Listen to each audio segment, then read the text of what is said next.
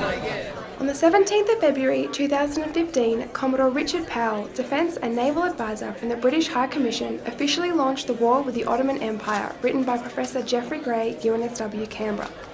The War with the Ottoman Empire is the second volume of the Centenary History of Australia and the Great War series, published by Oxford University Press.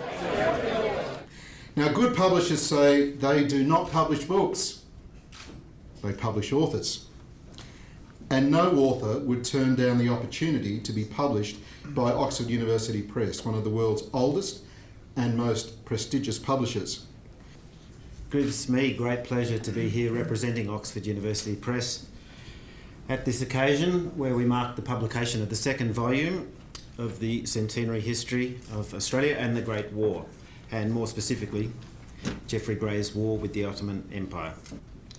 The War with the Ottoman Empire is a perfect case in point, a fresh take and a new way of thinking about one of the key theatres of the Great War.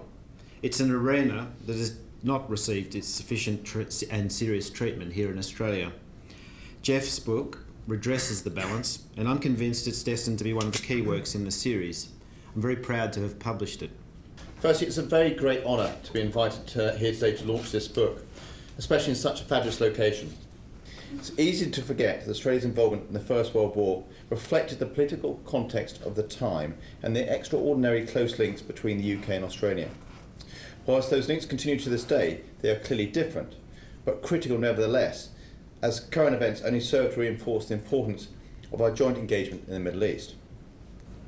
Geoffrey's wonderful book, The War with the Ottoman Empire, is a hugely important addition to our understanding of this important subject. Especially, it was the only region where all the major combatant empires were involved simultaneously. Comprehending the breadth of the campaign against the Ottoman Empire, which led to the deaths of at least 2.5 million Turks, is essential if we are to understand the broader impact on the evolution of the Middle East. As Geoffrey highlights, the First World War looms large in Australian consciousness, but the campaigns against the Ottoman at the Sinai and Palestine have receded to a point of almost unknowingness. This is ironic, as these campaigns were a success, yet it is the failure of Gallipoli that is of greater significance in the public eye, albeit for obvious reasons. As Geoffrey also points out in his book, in the Great War, the political level decisions were made in London and Paris, but Australia and New Zealand played an important part in their implementation. It is for that reason it is important that modern Australians understand what an earlier generation did and why they did it. It also gave Australia and Australians the opportunity to experience industrial-scale warfare and develop the leaders it would need in the Second World War when the fighting came much closer to home. It therefore gives me great pleasure to launch The War with the Ottoman Empire. It is an extremely readable and important book, and I commend it to you all. Thank you. The book very deliberately places Australia's involvement in the Eastern Mediterranean theatres within a wider British Empire context. Many of the voices in it, and much of the documentary evidence on which it is based, are British. Australians of that generation would find nothing strange in this.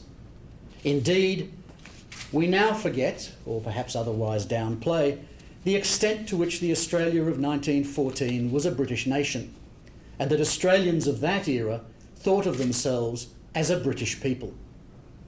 Furthermore, the theatres of war waged against the Ottoman Empire involved wars of empire and between empires. The Ottoman theatre is the only one in which all 6 of the great combatant empires of the Great War were involved, each against the other.